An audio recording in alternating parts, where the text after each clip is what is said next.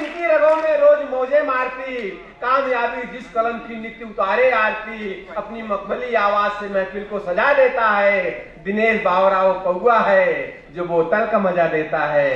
साहब दिनेश बावरा ऐसा कबीर जो देखने में 22 किलोग्राम का है, लेकिन बात करेगा तो 22 कुंतल की बात करेगा, और 22 कुंतल वाली तालियां भी होनी चाहिए। जोरदार तालियां दिनेश बावरा के लिए।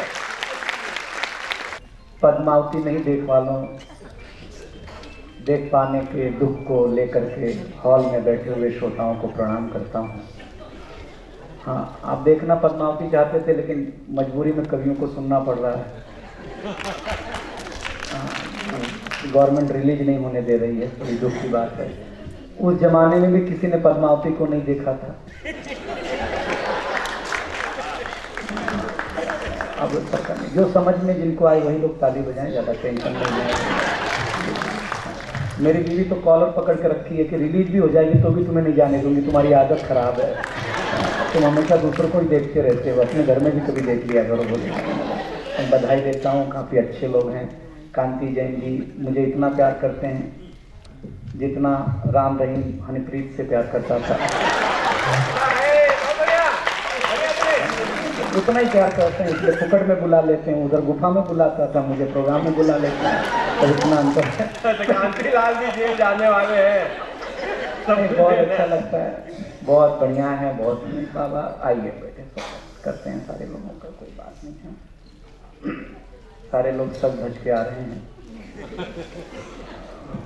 उनको लगता है मंच पे कोई ना कोई पद्मावती तो होगी ही, लेकिन बहुत मन से सुन रहे हैं आप लोग। सुरेश भैया ने मुझे खड़ा किया है, मैं आपके बीच में, मैं तो अभी गुजरात था कांति में, तो एक बीजेपी के आदमी को मैंने हार्दिक बधाई दी। अच्छा, हार्दिक, वाह, बढ़िया बढ़िया। उसने 2 थप्पड़ जड़ दिया। अब तो हार्दिक बधाई तक नहीं दे सकते, बताओ यार। आप व्यंग पे ताली नहीं बजाएंगे तो मैं थोड़ा सा नीचे असर कर लूंगा। आपको समझ में आए तो मुझे बताओ। अब तो बधाई तक हार्दिक नहीं दी जा सकती, मतलब नाम का इतना बड़ा प्रभाव है। लेकिन जो भी कुछ हो रहा है राजनीति में अच्छा हो रहा है, आप लोग बहुत मन से सुनते हैं। देखिए, मारवाड़ी आदमी की खासियत होती है। एक राजस्थानी आदमी बम्बई आया तो बस के अंदर न बैठ के बस के ऊपर जब सवार होके जा रहा था, तो मैंने पूछा ये क्या बात है, बस तो अंदर खाली है। बोले हम मारवाड़ के हैं, हमें ऊंट पे बैठने की आदत है। बहुत अच्छे। तो आदमी आदत नहीं छोड़ सकता भाई जी, मैं सच बताता हूँ आप लोगों को। तो अपने अपनी आदत होती है, अपने अपने तरीके से लोग काम कर लेते हैं।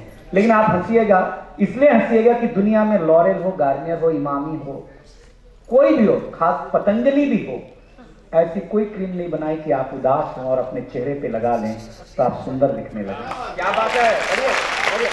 एक ईश्वर ने आपके चेहरे पे मुस्कुराहट है, जो आप किसी भी मेकअप के बगैर भी खाली मुस्कुराते रहें तो दुनिया का सबसे खूबसूरत इंसान आप लगने लग जाते हैं। इसलिए हम लोगों को बुलाया गया है। वकील हैं अलका मैडम, बधाई देता हूँ। मुझे तो याद है कि एक ही लड़की से एक डॉक्टर और एक वकील दोनों प्यार करते थे। ये बात वकील को पता चली तो वकील रोज ले जाकर के एक सेब देता, डॉक्टर उसको गुलाब का फूल देता। तो लड़की को लगा कि डॉक्टर का प्यार तो समझ में आता है, गुलाब का फूल देता है, यह वकील का समझ में नहीं आता, सेब देता है। तो वकील से लड़की ने पूछा, भाई तुम प्यार करते हो तो तुम सेब क्यों देते हो? बोले एक सेब किसी को भी डॉक्टर से दूर रखता है। बहुत बढ़िया, बहुत अच्छे, बहुत बढ़िया। ये वकील ही हो सकता है भाई साहब, इतना घराना है। अलका मैडम ने जिस तरीके से हमें दूर रखा है, पांडे जी आपको बधाई देता हूँ। यही रिश्ता रहना चाहिए आप लोगों के लिए। नहीं कुछ भी हो साहब, जज वकील का जो रिश्ता है दुनिया में नहीं हो सकता। मुझे तो याद है कि एक वकील ने जज साहब से कहा कि जज साहब, कानून की किताब नंबर 56 के पेज नंबर 62 के ऊपर जो नियम लिखा है उससे जो मेरा अपराधी है इसको सजा हो ही नहीं सकती। तो जज ने कानून की किताब मंगाई, जेब नंबर जब पेज नंबर 62 ओपन किया तो उस पर 2-2 हज़ार के 5 नोट रखे थे। तो जज ने उधर से बोला, ऐसे ही 3 सबूत और पेश किए जाएं। वाह वाह, क्या बात है, बहुत बढ़िया। तो ये वाला मामला कि मैं 4 पंक्तियों से इस कवि सम्मेलन को खोलना चाहता हूं। जरा पहली से अंतिम लाइन तक खोलिएगा कि कृष्ण जी के बांसुरी के तान में है जान, लेकिन सुनने वाले भी कान राधा जैसे चाहिए। यहाँ कोई तुलसी कबीर रसखान नहीं, पर कवि होने का सम्मान हमें चाहिए। हमें कवि होने का सम्मान मिलता रहे, इससे ज्यादा आपसे कुछ अपेक्षा नहीं रखते हैं। क्या रखते हैं? मेरा चेहरा आप ध्यान से देखो, अरविंद केजरीवाल से मिलता जुलता है, और मेरी बीवी नरेंद्र मोदी की समर्थक है। तो घर में मेरी क्या हालत होगी आप समझ ही गए होंगे भाई साहब। तो घर में इज्जत नहीं मिली इसलिए आपके पास लेने आ गए। आप भी नहीं दोगे तो कहाँ मुंह दिखाएंगे आप? आप सही बता रहे हैं आप लोग। लेकिन एक अंतर मेरे अरविंद केजरीवाल में है, वो ये है कि अरविंद केजरीवाल घर के बाहर झाड़ू लगाते हैं। अरे ये घर में क्या बात है, बहुत बढ़िया, बहुत अच्छा। और पांडे जी की ताली बता रही कि घर में उनकी हालत अच्छी नहीं है भाई। दिख के आता है भाई साहब, घर दिख के आता है कुछ मिले। लेकिन राजनीति जिस मकाम पर है, उस मकाम पर हमारा खानदान जैसा देखता है, दुनिया में वैसा कोई नहीं देखता है। बिजनौरी जी हैं, नाइक साहब हैं, कोई राजनीति से, लेकिन हमारा कबीर का खानदान। ये जब देश आजाद नहीं हुआ था तो मियां इकबाल ने एक शेर लिखा, सारे जहां से अच्छा हिंदुस्तान हमारा, हम बुलबुले हैं इसकी ये गुलसिता हमारा। आजादी के 10 साल के बाद हिंदुस्तान अदम कौड़ी से टकराया। तो उन्होंने लिखा कि भुने काजू प्लेट में, विस्की ग्लास में, उतरा है रामराज विधायक निवास में। 30 साल बाद ये कहीं न कहीं देश उस्मान भाई को मिला। उन्होंने लिखा मुफलिसी और भूख का उन्माद किसने लिख दिया, ये मेरे चेहरे पे हिंदुस्तान किसने लिख दिया। 40 साल बाद ये हिंदुस्तान उर्मिलेश को मिला। उर्मिलेश ने लिखा कि केसरिया हिंदू हुआ, हरा हुआ इस्लाम, रंगों पर भी लिख दिया जाति धर्म का नाम। और 60 साल के बाद हिंदुस्तान अदम गौरवी को मिला। तो उन्होंने लिखा कि मंच जब से अर्थदायक हो गए, तोतले भी गीत गायक हो गए, राजनैतिक मूल्य कुछ ऐसे गिरे, जेब कतरे तक विधायक हो गए।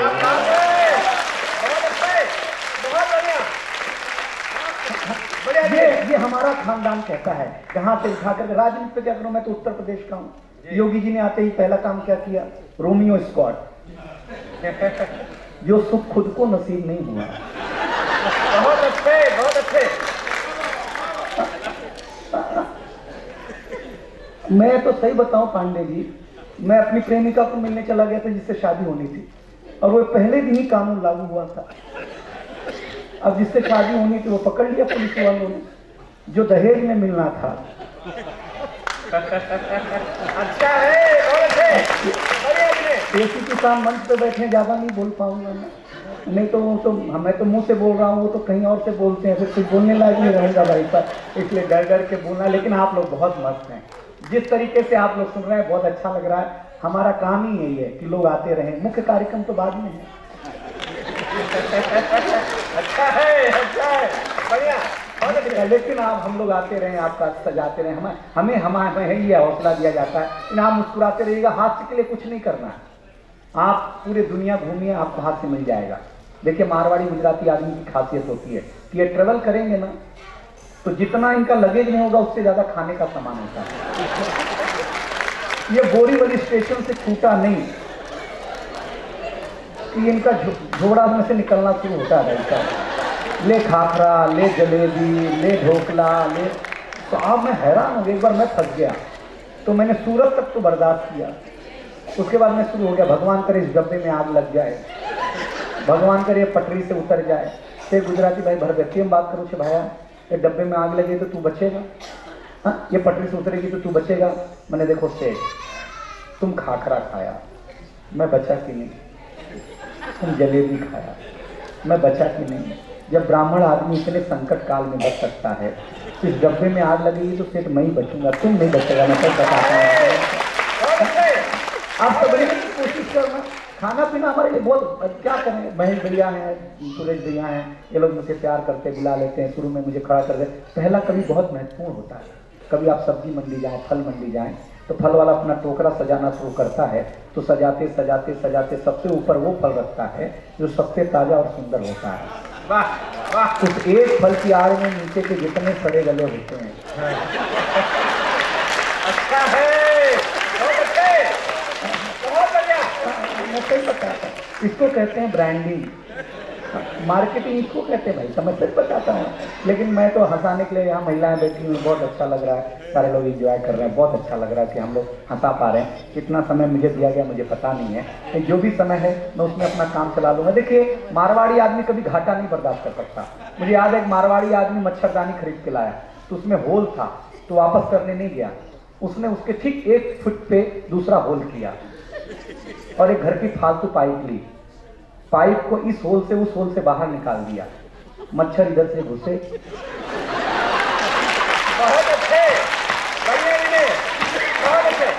मारवाड़ी आदमी मच्छर का बाईपास बना सकता है, तो कवियों को फ्री में कैसे नहीं बुला सकता है, बताओ आप लोगों को बताएगा।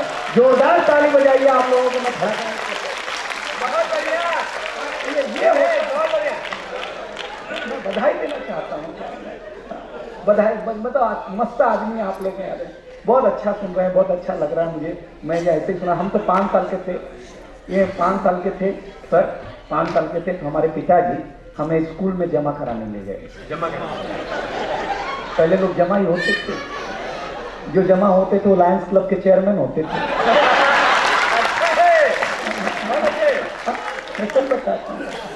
और जो अपने मन से जाते थे वो कवि होते थे। तो हम अपने मन से गए थे, कवि हो गए। तो ऐसे मास्टर जी बैठे हुए, ऐसे हम खड़े, ऐसे मेरे पिताजी खड़े। तो मास्टर जी ने पिताजी से पूछा किसका लड़का है? तो मेरे पिताजी भावुक हो गए, बोले मास्टर साहब आपका ही है। अब मैं टेंशन में, जिसको 5 साल से बाप समझ वो तो अपना है नहीं। अपन गलत पिताजी के चक्कर में 5 साल से हैं भाई साहब, सही बताता हूँ, ऐसे ही होता था। लेकिन मैंने पिताजी से पूछा, जब आप मेरे पिताजी ने तो मेरे घर में क्या कर रहे हो? तो पिताजी ने बोला बेटा ये संस्कार बस कहना पड़ता है। अब मास्टर ने नाम लिखना शुरू किया, मुझसे पूछ लिया किसके पिताजी हैं? हमने कहा मास्टर साहब आपके ही हैं। जब हम आपके बेटे हो सकते हैं तो ये भी तो आपके बाप हो ही सकते हैं, क्या अंतर हो सकता है ऐसा? गांव की पढ़ाई के साथ, गांव में कोई डिग्री नहीं होती थी लेकिन समर्पण हुआ करता था, तो वो गांव की पढ़ाई आज भी आपको याद आती होगी, ऐसा मेरा मानना है। हम तो क्या पहले दिन ही हिंदी का क्लास था, तो हिंदी के बगल में बिंदी देख करके मैंने मास्टर से पूछा ये बिंदी क्या है? तो मास्टर ने कहा ये अनुस्वार है। हमने कहा सर रविवार सुना, सोमवार सुना, मंगलवार सुना, या अनुस्वार पहली बार सुना, ये क्या होता है? बोले ये हिंदी का श्रृंगार होता है। अब हम बम्बई आए तो देखा महिलाएं बड़ा बड़ा बिंदी लगाती हैं। तो मैंने एक आंटी से पूछा आंटी ये क्या है? बोले ये पति का प्रतीक है, सुहाग, हस्बैंड। अब मैं घर जाके देखता हूँ कि हस्बैंड कभी नल की टोपी से चिपका हुआ है, अच्छा है, बहुत बढ़िया, बहुत बढ़िया। कभी वॉशबेसिन के आईने पे चिपका हुआ है। इस हस्बैंड को मैं जब कमोड पे चिपका हुआ पाता हूँ, इतनी दुर्दशा आप कभी मत करो हस्बैंड की। तालियां बजाओ यार, बड़ा मजा आ रहा है, मतलब हालत खराब। लेकिन ये इस माहौल में कांति भैया हम दोनों नहीं चिपकते, चिंता नहीं करो। आप जिस मन से सुन रहे हो मेरा मन बना दिया आपने। मेरा मन बनाना, कवियों के पास कुछ नहीं होता था। कवि एक ऐसा घराना होता है, बस आपकी आंख से आंख मिल जाए उसका काम चल जाता है। अशोक सुंदरानी जैसा व्यंग्यकार है, बड़े बड़े लोग हैं, इसमें मेरे जैसा आदना सा कवि एक काम करना चाहता आपके बीच में। एक कविता सुनाता हूँ, आपको अच्छा लगेगा इस आशा के साथ। कविता क्या है? कवि को कौन सुनना चाहता है? सच बताता हूँ, मुझे याद है कि 80 किलो के गुप्ता जी, उनका डेथ हो गई, मर गए वो बेचारे। मरने के बाद वो अखबार वाले आया, जैसे मेरी बहन आई थी इंटरव्यू लेने। अब मैं उस समय लापटर में आया था, तो बोले इसको कंधा दे दो। अब उनका वजन 80 किलो, मेरा 20 किलो घोषित। हाँ सही बता दिया इन्होंने। अब बोले वो पत्रकार वाले कंधा दे दो। मैंने कहा इसको अगर मैंने दिया तो फिर मेरे को कौन देगा? 80 किलो को कौन कंधा दे भाई साहब? लेकिन अगर उनको नहीं दो तो अखबार वाले हमको दे दें भाई साहब। सुबह अखबार में खबर छपी नहीं रहे दिनेश बावरा, दूसरे दिन खंडन मांग लेंगे, माफी चाहते हैं गलती से छप गया था। तो हमने दिया। अब मेरी किस्मत खराब के पीछे सुरेश भैया जैसे 2 लंबे लंबे लोग। अब लास्ट की कंडीशन यूं, हम 2 कदम राम नाम सत्य कह के आगे बढ़े, लास्ट 4 कदम आगे बढ़े। कविता ने वहां मेरी जान बचाई। सब लोग बोल रहे थे राम नाम सत्य है, सबकी यही गत्य है। मैंने कहा रामचंद्र राजा है, पीछे वालों आगे वजन ज्यादा है। सही बताता। तो पीछे वालों ने आगे आकर के बोले तुम भाई पीछे चले जाओ। अब हम फिर पीछे चले गए, फिर वो मीडिया वाले आ गए, बोले भैया आप जरा फोटो लगानी है, कल गुप्ता जी को एक बड़े कवि ने कंधा दिया है, आ जाओ। अब पीछे गए, फिर गुप्ता जी सड़क रहे। जो आदमी मरने के बाद इतना तकलीफ दे रहा था, वो जीते जी क्या हालत किया होगा, अंदाजा लगा लगा के सही बता रहे हैं आप का हालत है। लेकिन मैं आपको बताऊं, फिर कविता ने बचाया मुझे। सब लोग कह रहे थे राम नाम सत्य है, सबकी यही गत्य है। मैंने कहा राम नाम सत्य है, आगे वालों अपनी पहले जैसी ही गत्य है।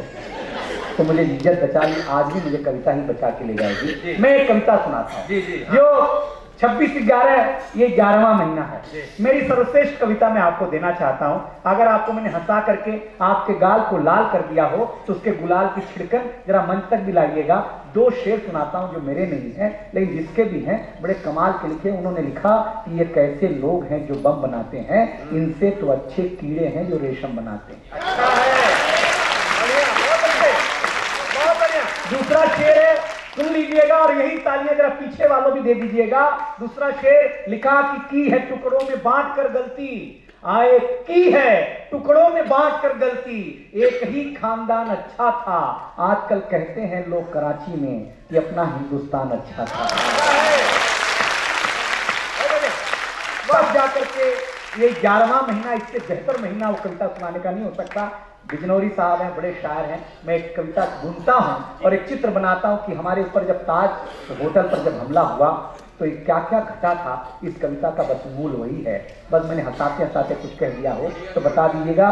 क्या होती है जन्मदिन की बधाई। एक बच्चा जन्मदिन मनाने गया था अपने पिता के साथ उंगली पकड़ करके, उसको कसाब की गोली ने उसके बाप की हत्या कर दी। वो नटखट बच्चा बिलखते हुए बाहर जब लौटा, जिसको इस बार जब मोदी जी गए थे तो आपको पता होगा कि उस लड़के से मुलाकात की थी जिसके पिता का कहीं कहीं देहांत हो गया था। ये आज की भी मीडिया बताती। दृश्य नंबर 2, जोधपुर से एक जोड़ा आया था शादी का, जो वो विधवा होकर के लौटी थी हनीमून से पहले दिन, तब मैंने ये कविता लिखी थी। और दृश्य नंबर 3, एक नौजवान लड़का अपने पहले दिन का निवाला खाने बैठा था नौकरी का, जब उसकी हत्या हो गई तो मैंने एक कविता लिखी। गुदगुदी वालों, वासी वालों, नई बम्बई वालों, लायंस वालों, आपको हंसाने के लिए तो बहुत लोग हैं, एक कविता सुन लीजिएगा, अच्छा लगेगा।